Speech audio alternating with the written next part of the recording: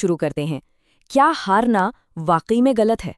बचपन से तो हमें यही सिखाया जाता है कि जीतना ही सब कुछ है और हार एक ऐसी चीज है जिससे हर हाल में बचना चाहिए। पर क्या ये सच में ऐसा है, या फिर ये सिर्फ एक अधूरी कहानी है जो हम खुद को सुनाते आए हैं? तो सबसे पहले आइए इस आम धारणा को समझते हैं कि समाज हार को कैसे देखता है, ज्यादातर एक आखिरी और नेगेटिव नतीजे के तौर पर। देखिए, असल बात यह है कि हार को लेकर जो आम सोच है वो उसके असली मकसद की एक बहुत बड़ी गलतफहमी है। हम इसे ऐसे देखते हैं जैसे रास्ते के आखिर में एक दीवार आ गई हो, एक डेड एंड, जबकि असल में वो दीवार नहीं बल्कि एक दरवाजा हो सकता है जो हमें एक नए रास्ते पर ले जाए। और यहाँ पर ना वो दो सोच आपस में टकराती हैं। एक तरफ आम सोच कि हार मतलब फुल स्टॉप, अंत, लेकिन दूसरी तरफ एक गहरी सच्चाई है कि हार असल में एक नई शुरुआत का बीज है। और इसी शक्तिशाली विचार को आज हम समझने की कोशिश कर रहे हैं। तो अगर हार अंत नहीं है तो फिर क्या है?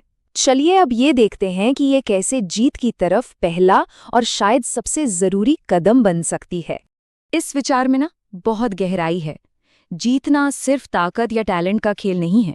ये रणनीति, हिम्मत और ये समझने के बारे में है कि क्या काम नहीं करता है। और ये कीमती ज्ञान हमें मिलता कहाँ से है? हार से। हर हार हमें सिखाती है कि कौन से रास्ते बंद हैं ताकि हम अंत में सही रास्ता खोज सकें। हार ही जीत की सबसे जरूरी सीढ़ी होती है। जरा रुककर इस बात को सोचते हैं। ध्यान दीजिए, सिर्फ एक सीढ़ी नहीं बल्कि सबसे जरूरी सीढ़ी। ये बात हार को एक अचानक हुई घटना से उठाकर कामयाबी की प्रक्रिया का एक अनिवार्य हिस्सा बना देती है। तो सवाल ये है कि हार हमें ऐसा क्या सिखाती है जो जीत कभी नहीं सिखा सकती?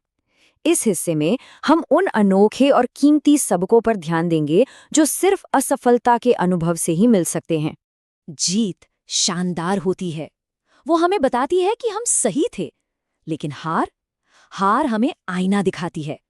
ये हमें रुकने, अपनी कमियों को देखने और उन्हें सुधारने के लिए मजबूर करती है। ये विनम्रता और मजबूती का एक ऐसा सबक है जो लगातार मिलने वाली जीत कभी नहीं सिखा सकती। और यहाँ एक बड़ा दिलचस्प साइकोलॉजिकल पहलू भी है। जब दूसरे किसी की हार पर हंसते हैं या उस पर शक करते हैं तो वो बाहरी शक अंदर एक आग लगा सकता है। तब जीत सिर्फ एक चुनौती पर काबू पाना नहीं रह जाती, बल्कि ये खुद को और उन सबको साबित करने की एक गहरी तसल्ली बन जाती है जो विश्वास नहीं करते थे। चलिए अब इन सभी विचारों को एक साथ जोड़ते हैं और हार और जीत के बीच के रिश्ते की सच्चाई को समझते हैं कि ये एक दूसरे के बिना कैसे अधूरे हैं। ये एक शक्तिशाली समीकरण का पहला आधा हिस्सा है। जरा सोचिए, क्या जीत का कोई वजूद हो सकता है अगर हारने की कोई गुंजाइश ही न हो? और ये रहा दूसरा हिस्सा। आप एक के बिना दूसरे की कल्पना भी नहीं कर सकते। जीत का कोई मतलब ही नहीं होगा अगर हार की संभावना न हो। वे एक ही सिक्के के दो पहलू हैं जो एक दूसरे को मतलब और कीमत देते हैं। तो यहाँ हम अपने विश्लेषण के सबसे जरूरी निष्कर्ष पर पहुँचते हैं। हारना कामयाबी की राह में सिर्फ एक रुकावट नहीं है, ये ही वो रास्ता है। ये कोई हादसा नहीं है, बल्कि जीत की ओर एक जरूरी और सोचा समझा कदम है। तो हम आपको इसी सोचने पर मजबूर करने वाले सवाल के साथ छोड़ते हैं। सच में जीतने के लिए क्या हारना जरूरी है? जरा अपने खुद के अनुभवों के बारे में सोचिए। सबसे ज्यादा कब सीखा? एक आसान जीत के पल में, या एक ऐसी हार से जिसने उठकर और मजबूत बनकर